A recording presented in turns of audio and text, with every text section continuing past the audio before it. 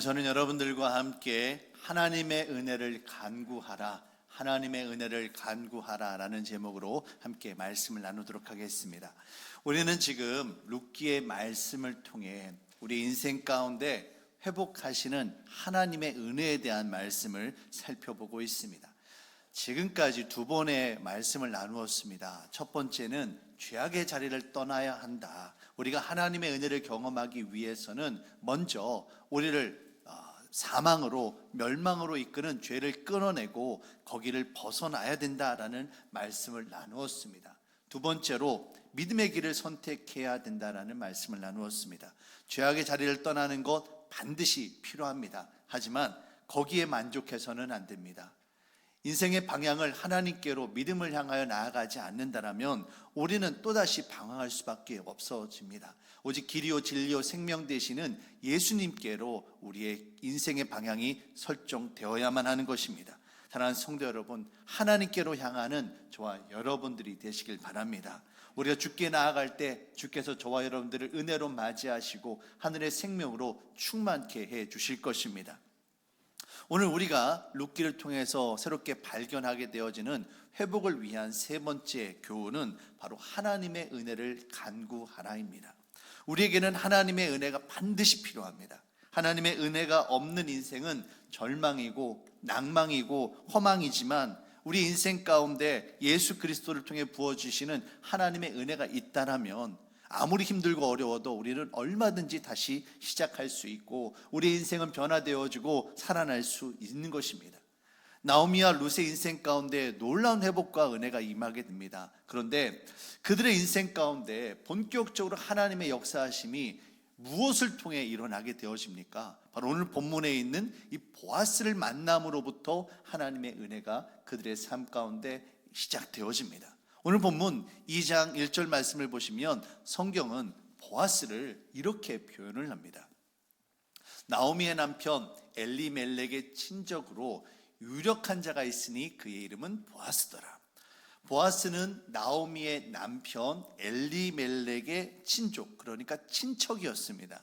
나중에 함께 살펴보겠습니다만 보아스는 나오미와 룻과 전혀 상관없는 그런 남남이 아니라 고엘이라고 해서 기업을 물을 자 가운데 한 사람이었습니다. 그러니까 가까운 친척이다라고 보시면 됩니다. 그런데 중요한 것은 이 사람이 어떤 사람이었느냐라는 겁니다.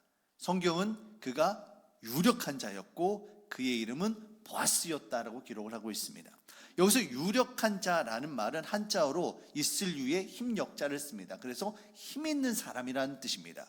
근데 여러분 성경을 보시면 제 성경에 1장에 보시면 유력한 자 앞에 숫자 3이라고 되어 있고요.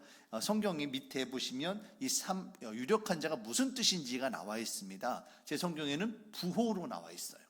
한마디로 유력한 자가 무슨 말입니까? 부자라는 겁니다. 힘 있는 사람, 돈 많은 사람, 권력 있는 사람, 그 사람이 유력한 자입니다. 근데 그의 이름이 보아스예요. 보아스라는 말은 히브리어인데요, 보라는 말은 뭐뭐 아내란 뜻입니다. 아스는 힘이란 뜻이에요. 능력, 강함이란 뜻입니다. 그러니까 뭐뭐 안에 힘이 있다, 그 안에 힘이 있다는 뜻의 이름이 바로 보아스인 겁니다. 나오미의 남편 엘리멜렉에게 친족이 있는데 만약에 그가 나오미처럼 룻처럼 어렵고 힘든 상황이었다면 오늘 성경에 나와 있는 보아스처럼 유력한 사람, 그에게 힘이 있고 능력 있는 사람이 아니라 마찬가지로 어렵고 힘든 사람이었다면 여러분은 어땠을까요? 나오미와 룻이 결코 그의 삶이 회복되어지지 못했을 것입니다. 지금 성경은 하나님께서 유력한 자, 그 안에 힘이 있고 능력이 있는 사람, 믿음의 사람 보아스를 하나님께서 준비시키셨고 그를 통해 나오미와 룻이 하나님의 은혜로 회복되어지고 있음을 보여주고 있는 거예요. 사랑하는 성도 여러분, 하나님께서는요 저와 여러분들을 위하여 지금도 일하고 계심을 깨달으시길 바랍니다. 우리의 눈에 보이지 않는다라고 해서 하나님께 역사하시지 않는 게 아니에요. 하나님은 지금도 우리가 상상할 수 없는 놀라운 일들을 이미 시작하고 계시고 역사하고 계십니다. 우리 하나님은 능력의 주님이세요. 저와 여러분들을 사랑하실 뿐만이 아니라 충분히 그 사랑을 베푸시고 놀라운 일들을 행하실 수 있는 하늘 아버지가 되시는 분이 바로 우리 하나님이십니다. 그 하나님께 나아갈 때 힘있고 능력 있는 그 주님의 은혜가 저와 여러분들의 삶 가운데 임하게 되어짐을 여러분 믿으시길 바랍니다. 바로 그 보아스를 룻이 만나게 되어진 겁니다. 계속해서 말씀을 보시면 2절입니다. 모압 여인 룻이 나오미에게 이르되 원하건대 내가 밭으로 가서 내가 누구에게 은혜를 입으면 그를 따라서 이삭을 죽겠나이다 하니 나오미가 그에게 이르되 내 따라 갈지어다 하며. 룻이 나오미에게 어머니 우리가 좀 먹고 살아야 되지 않겠습니까? 제가 좀 이삭 죽기를 하려고 하는데 여기 뭐가 필요하다라고 합니까? 은혜가 필요하다라는 거예요. 내가 누군가에게 은혜를 입는다라면 이삭을 주울 수 있을 것 같습니다. 어머니 그렇게 할까요? 나오미가 그래 그렇게 하자. 이삭을 죽겠다고 하는데 여기 전적으로 무엇이 필요합니까? 은혜가 필요하다라는 거예요. 누군가 내게 허락을 해줘야 된다는 겁니다. 하나님은 분명 저와 여러분들을 향하여 크고 놀라운 일들을 이미 준비하고 계십니다. 근데 중요한 것은요, 우리가 그 은혜를 사모하는 마음이 있어야 된다는 거예요. 룻이 하나님의 은혜를 사모하는 마음으로 나아가지 않았다라면, 그것을 구하지 않았다라면 결코 보아스를 만나지 못했을 것이다라는 겁니다. 아무리 예수 그리스도 십자가를 통하여 그 구속의 은혜를 하나님께서 저와 여러분들을 위하여 준비해 놓으셨다 할지라도 우리가 그 은혜를 간구하지 않는다라면, 우리가 그 은혜로 말미암아 주님을 영접하지 않는다라면 결코 우리들의 삶 가운데 구원의 역사와 능력이 나타날 수가 없는 겁니다. 무엇보다도 중요한 것은 우리가 은혜를 사모해야 된다는 겁니다. 그냥 이 처해 있는 상황 가운데 절망하고 낭망하고 만족하고 마는 것이 아니라 하나님 살려주십시오, 하나님 은혜 베풀어 주십시오, 내게는 하나님의 은혜가 필요합니다라고 간구하는 심령에게 하나님의 은혜가 임하는 겁니다. 당시 나오미나 룻과 같은 과부들이 따로 할 수 있는 일이 마땅치가 않았습니다. 오늘날에는 여성 혼자서도 할 수 있는 일들이 많지만 그때 당시만 해도 이 농업이나 어떤 목축업들을 대부분 가족 중심으로 했습니다. 아버지와 아들들, 그 가족들, 친척들 모여서 대부분 그렇게 했거든요. 나오미와 룻은 지금 가까운 친척, 남편이 없습니다. 그 둘밖에는 없어요. 그러다 보니 어디에 가서 누구와 함께 일을 할지 이게 너무나도 어려운 겁니다. 더군다나 나오미는 이미 육체적으로 늙어서 노동을 할 수 없는 그런 상황입니다. 룻이 일을 해야 되는데 룻이 어떻습니까? 이방 여인이에요. 더군다나 유대인들이 상종도 하지 않고 부정하다 말을 하고 이스라엘 회중 가운데 결단코 들어오지 못하겠다. 그 말은 뭐냐면 너는 우리 마을에 못 들어와, 너희는 우리 가운데 들어올 수 없어라고 거부했던 모압 여인이었다는 거예요. 모압 족속은 아브라함의 조카 롯이, 이름이 좀 비슷한데요, 롯이 소돔과 고모라가 멸망할 때 그것을 탈출합니다. 온 가족이 다 몰살당하게 됐죠. 그때 그 롯의 큰딸이 우리가 남편들 다 잃어버렸고 다 멸망하고 말았는데 과연 누구와 결혼해서 누구와 함께 자식을 낳아서 살겠느냐, 안 되지 않느냐. 그래서 그 아버지 롯과 함께 동침을 해서 낳은 아들 모압의 후손들입니다. 그래서 유대인들은 모압인들 생각하면 저 부끄러운 사람들, 죄도 모르는 사람들, 도덕적으로 타락한 사람들, 이렇게 생각하던 사람들이 모압 족속들이에요. 더군다나 지금 룻기의 시대적 배경이 사사기입니다.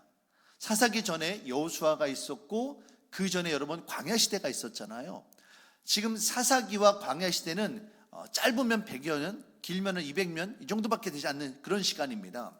그때 어떤 일이 있었느냐면 이스라엘 백성들이 광야를 지나서 가나안 땅으로 들어가려고 하는데 모압 왕 발람이 발락이라고 하는 발락이라고 하는 왕이 발람이라고 하는 주술가를 돈을 주고 매수를 해서 이스라엘 백성들을 저주하게 합니다. 저주하려고 하는 그런 시도가 있었어요. 그래서 이 이스라엘 백성들에게 있어서 모압 족속하면 어렵고 힘들 때 등을 돌리고 뒤에 칼을 꽂으려고 했던 배신자 같은 사람들, 이런 의미가 강했던 겁니다. 그래서 모압 족속들 하면 치가 떨리는 거예요. 그래서 그들이 결코 우리 회중에 들어오지 못하리라 경계했던 사람들이 바로 모압 사람들입니다. 이 룻이 모압 여인이에요. 그런 모압 여인 룻이 유대인들 가운데 들어가서 여러분 어떻게 제대로 대우를 받으면서 일을 할 수 있겠습니까? 안 되는 이야기예요. 그래서 뭐가 필요한 겁니까? 은혜가 필요한 거예요. 은혜가 필요한 거예요. 그래도 룻이 선택한 이삭 죽기는 당시 과부뿐만 아니라 고아들, 나그네들, 이방인들도 할 수 있도록 허락된 일이었습니다. 오늘날 우리들의 개념으로 이야기한다면 폐지 줍는 일이에요. 공병 줍는 일입니다. 여러분 얼마나 자존심 상합니까? 하지만 그렇게라도 하지 않으면 당장에 먹고 살 길이 없는 겁니다. 여러분 은혜는 내 자존심, 내 교만 이런 거 주장할 때는 결코 임할 수가 없습니다. 다 포기하고 하나님 앞에 정말 완전히 굴복하고 엎드릴 때 하나님께서 날 살려주시지 않는다라면, 은혜 베풀어 주시지 않는다라면 저는 도저히 살아갈 수 없습니다라고 그런 심령으로 고백할 때 임하는 게 바로 하나님의 은혜입니다. 그런 심령이 고백하는 심령이 없다라면 하나님의 축복이 임하여도 그건 은혜가 되어지지 않아요. 오히려 저주가 되기가 쉽습니다. 마태복음 5장 3절 말씀을 보시면 팔복에서 예수님께서 이런 말씀을 하십니다. 심령이 가난한 자는 복이 있나니 천국이 그들의 것이며. 여기서 이 가난하다라는 말이요, 원래 의미가 배가 고파서 죽을 것 같다는 의미입니다. 한 끼, 두 끼 이 정도 못 먹은 게 아니에요. 몇 날, 며칠, 몇 주를 못 먹어서 정말 쌀 한 톨, 물 한 모금 안 들어가면 당장이라도 죽을 것 같은 그런 간절한 심령을 바로 성경에서는 심령이 가난하다라고 말을 하고 있는 겁니다. 이처럼 우리에게 주의 은혜를 사모하는 마음이 있어야만 합니다. 주께서 우리들을 살펴주시고 은혜 베풀어 주실 때 우리가 살아갈 수 있다라는 가난한 심령, 은혜를 사모하는 심령으로 나아가게 되어질 때 주께서 저와 여러분들을 향하여 크고 놀라운 일들을 행하실 것을 여러분 믿으시길 바랍니다. 오늘 룻기 2장의 말씀을 보시면 이처럼 은혜를 사모하는 룻의 인생 가운데 여호와 하나님께서 보아스라고 하는 믿음의 사람을 통하여 얼마나 크고 놀라운 은혜를 베풀어 주시는지를 계속해서 우리에게 보여주고 있어요. 대표적으로 10절 말씀을 보시면 룻이 이렇게 고백을 합니다. 룻이 엎드려 얼굴을 땅에 대고 절하며 그에게 이르되 나는 이방 여인이거늘 나는 모압 족속이고 결코 이스라엘 회중 가운데 들어올 수 없다라고 하는 그런 말하는 그런 사람인데 당신이 어찌하여 어떻게 내게 은혜를 베푸시며 나를 이렇게 돌보십니까? 나는 이방 여인이고 사람들로부터 멸시받는 그런 족속인데 어떻게 내게 은혜를 이렇게 베풀어 주느냐는 거예요. 근데 중요한 것은 어떻게 이 보아스가 룻을 만날 수 있었고 룻이 어떻게 보아스를 통하여 하나님의 은혜를 경험할 수 있었느냐라는 겁니다. 우리는 정말 하나님의 은혜를 사모합니다. 은혜를 사모하지 않는 사람은 아무도 없을 것입니다. 그런데 중요한 것은 어떻게 그와 같은 하나님의 은혜가 그들에게 임할 수 있었느냐라는 거예요. 오늘 성경은 이렇게 이야기합니다. 본문 3절 말씀을 보시겠습니다. 룻이 가서 베는 자를 따라 밭에서 이삭을 줍는데 뭐라고 말을 합니까? 우연히 엘리멜렉의 친족 보아스에게 속한 밭에 이르렀더라. 룻이 이삭 줍기를 하러 나갔는데 그 밭이 공교롭게도 보아스가 주인인 밭인 거예요. 성경은 룻이 거기 어떻게 가게 됐느냐? 우연히 가게 됐다라고 이야기를 합니다. 여러분 우연이라는 말이 무슨 뜻입니까? 내가 계획하지 않았다라는 거예요. 뜻하지 않았다라는 겁니다. 국어사전을 보면 우연이라는 말이 어떤 일이 일어났는데 이게 분명한 계획이나 의도 없이 예기치 않게 일어난 일을 우연이다라고 이야기합니다. 지금 룻이 우연히 발길대로 갔는데 누구 밭인지도 몰랐는데 보아스라는 사람을 또 아예 몰랐는데 그냥 발길대로 갔더니 거기가 때마침 보아스의 밭이었던 거예요. 또 4절 말씀을 보시면 보아스가 어떻게 그 밭에 오게 됐느냐? 마침, 좀 더 뉘앙스를 살려서 표현한다면 때마침 그 자리에 보아스가 온 거예요. 일반적으로 주인들은 밭에 나오지 않습니다. 그냥 하인들에게, 특별히 하인의 우두머리가 되는 사환에게 명령해서 야, 추수해라. 추수하지. 그 일하는 자리에, 뜨거운 자리에 주인 나가지 않아요. 보통 얼마를 거두었다 보고받으면 잘했다. 너희들끼리 회식 한번 해라. 이게 보통 주인이 하는 이야기잖아요. 또 보아스가 어떤 사람입니까? 부자지 않습니까? 보아스가 가지고 있는 밭이 얼마나 많겠습니까? 보리를 수확하는 밭이 꼭 거기만이었을까요? 아니었다라는 거예요. 그 바쁜 사람 보아스가 그 넓은 땅 가운데 꼭 그날 그 자리 그 장소에 있었다라는 거예요. 그 성경은 뭐라고 이야기합니까? 때마침 우연히 그렇게 됐다라는 거예요. 여러분, 정말 이게 우연히 그렇게 된 이야기일까요? 세상 사람들은 운이 좋았다라고 말을 할 겁니다. 하지만 믿음의 사람들에게 있어서 결코 우연이란 있을 수 없습니다. 믿음의 시선으로 바라볼 때 우연이라는 것은 우리가 예측할 수 없고 우리가 통제할 수 없는 영역 가운데서 하나님의 섭리 가운데 일어나는 일들이에요. 그것을 우리는 은혜로 받아들이는 것이고 하나님께서 예비해 주셨다고 고백을 하는 겁니다. 하나님께서 룻의 발걸음을 인도하셔서 우연을 가장한 하나님의 섭리 가운데 믿음의 사람 구원자 보아스를 만나게 하셨고, 그렇게 해서 구원의 역사, 회복의 역사가 그들의 삶 가운데 나타나게 되어진 거예요. 사랑하는 성도 여러분, 하나님은 우리가 미처 깨닫지 못하는 곳에서 지금도 저와 여러분들을 구원하시기 위하여 일하고 계심을 여러분 믿으시길 바랍니다. 시편 71편 6절은 이렇게 이야기합니다. 내가 모태에서부터 주를 의지하였으며 나의 어머니의 배에서부터 주께서 나를 택하셨사오니 나는 항상 주를 찬송하리이다. 내가 어머니의 뱃속에 있을 때 여러분 우리가 뭘 알겠습니까? 하나님 그때부터, 아니 그 이전부터, 우리를 창조하시기 전부터 이미 계획하시고 이미 섭리하시고 구원의 계획을 준비해 주셨다라는 거예요.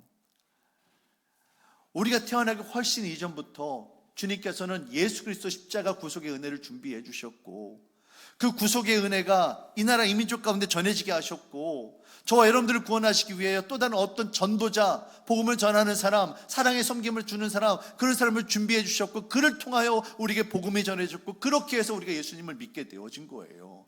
결코 우연히 예수님을 믿는 이야기는 없습니다. 하나님의 시선은 언제나 저와 여러분들을 향하고 계십니다. 성경은 지금 보아스를 통해 주의 은혜를 간절히 사모하는 한 영혼 룻에게 어떻게 하나님의 은혜가 임하였는지를 보여주고 있어요. 절망적인 상황 가운데 아무것도 할 수 없어서 그저 사람들의 뒤를 쫓아다니며 허리를 숙이고 고개를 숙이고 그들이 흘리는 것들, 그들이 떨어뜨리는 것들, 그것을 주어야만 살 수 있는 그 가난하고 불쌍한 인생, 그 연약한 인생 가운데 하나님의 시선이 임하셨고 그를 구원하고 계심을, 그를 회복하고 계심을 우리 성경을 통해서 확인할 수가 있습니다. 오늘 성경에 나오는 이 룻의 이야기는 다른 누군가의 이야기가 아닙니다. 바로 저와 여러분들의 이야기고 우리들을 불쌍히 여기시고 회복시키시는 하나님의 이야기입니다. 이 룻을 통하여 새롭게 우리에게 임하시는 아버지 하나님의 은혜를 경험하는 저와 여러분들이 되시길 바라겠습니다.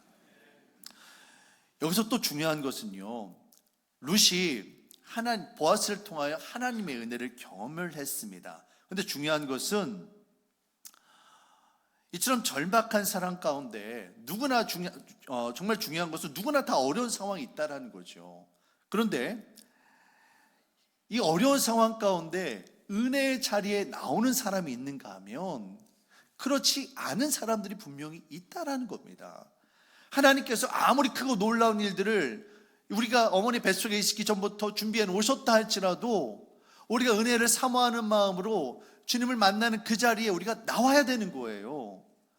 이 룻이 정말 은혜를 사모하는 마음이 있었지만 만약에 그 밭으로 나오지 않았다면, 하나님께서 보아스라고 하는 유력한 은혜의 사람을 준비해 놓으셨지만 그 은혜의 땅, 은혜의 자리로, 장소로 이 룻이 나오지 못했다면 보아스를 만나지 못했을 것이고, 그렇게 하나님의 역사하심과 구원을 경험하지 못했을 거라는 겁니다. 오늘 우리도 마찬가지입니다. 우리가 주의 은혜를 사모한다면 적극적으로 주님 앞에 나와야 되는 거예요.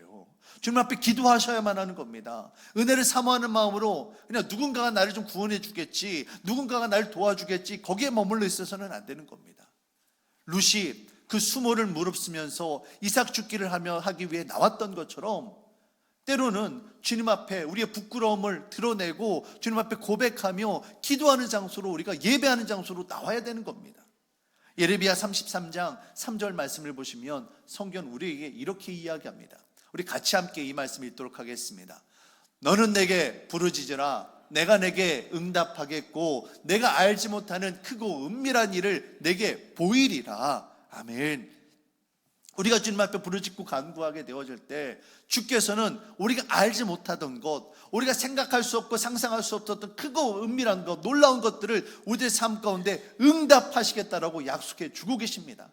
이 믿음을 가지고 주님 앞에 나와서 간구할 수 있는 저와 여러분들이 되시길 바라겠습니다. 마지막으로 오늘 말씀을 통해 우리가 깨달을 수 있는 마지막 교훈은 은혜의 자리에 머물러야 된다는 거예요. 지금까지의 말씀을 정리하자면 룻에게는 은혜를 사모하는 마음이 있었습니다. 그래서 은혜의 자리, 이삭을 줍는 곳에 나왔고 하나님께서 예비하신 보아스라는 사람을 통하여 하나님의 그 은혜를 누릴 수가 있었습니다. 그런데 만약에 룻이 거기에 만족하고 그냥 그곳을 떠났다라면 어떻게 됐을까요? 물론 룻과 나오미가 하루 이틀 먹는 것은 어떻게 해결했을 겁니다. 하지만 보아스를 통하여 그의 인생을 회복시키고 변화시키고 다시 살리시는 하나님의 은혜를 결코 경험할 수가 없었을 겁니다. 한번 은혜를 경험하는 것을 만족하는 것이 아니라 계속해서 그 은혜를 경험할 수 있도록 우리가 은혜의 자리에 머물러야 되는 거예요.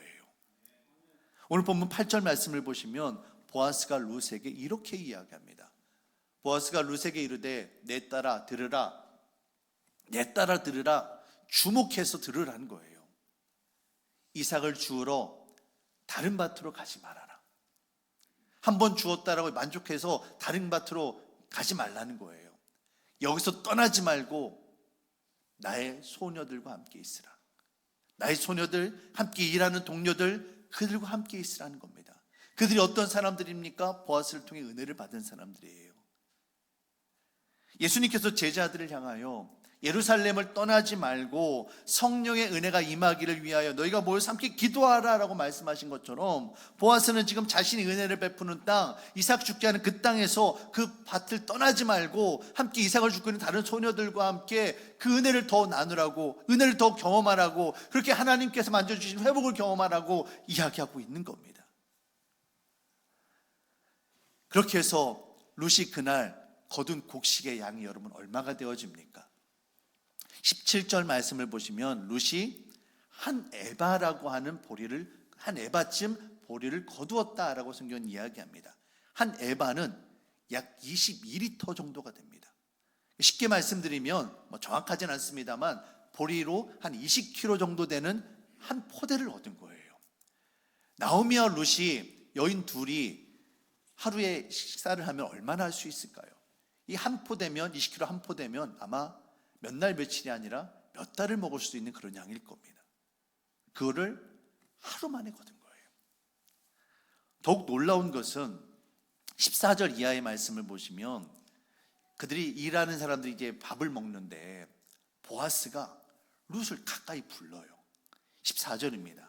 식사할 때에 보아스가 룻에게 이르되 이리로 와서 떡을 먹으며 내 떡 조각을 초에 찍으라 하므로 룻이 곡식 빼는 자 곁에 앉으니 그가 볶은 곡식을 주매 룻이 배불리 먹고 남았더라. 지금 보아스가 룻을 부릅니다. 그러면서 여기로 와서 떡을 먹어라, 여기는 초에 찍어서 양념을 해서 먹어라 라고 이야기를 해요.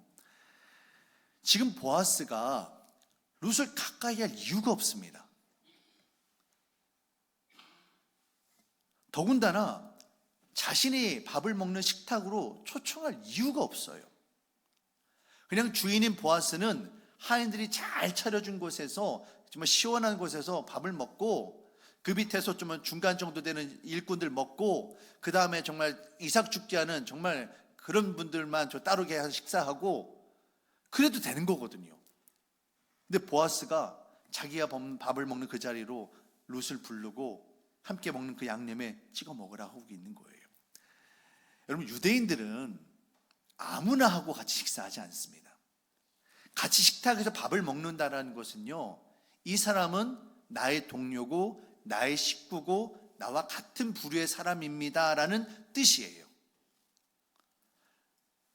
예수님이 바리새인과 사두개인들에게 비난을 받은 이유가 뭐였느냐면, 예수님과 함께 식탁 교제하는 그 자리에 바리새인과 사두개인들 같이 밥을 먹는데 그 자리에 누가 있었느냐면 세리와 창기 죄인들이 있었던 겁니다. 바리새인들이 예수님을 향하여 아니 어떻게 그 죄인들, 저 죄인들을 우리와 함께 밥을 먹는 자리에 부를 수 있느냐는 거예요. 그러면 저 죄인들이 우리와 함께 있으면 나도 또한 저와 같은 죄인들이 아닙니까? 그래서 그 바리새인과 사두개인들이 예수님을 향하여 정말 반대하고 핍박하고 했던 겁니다. 보아스가, 그런 유대인 보아스가 이삭 죽게 하는 룻을 자신의 식탁으로 부릅니다. 그리고 함께 교제를 나눠요. 중요한 것은 왜 그렇게 했느냐는 거예요. 왜?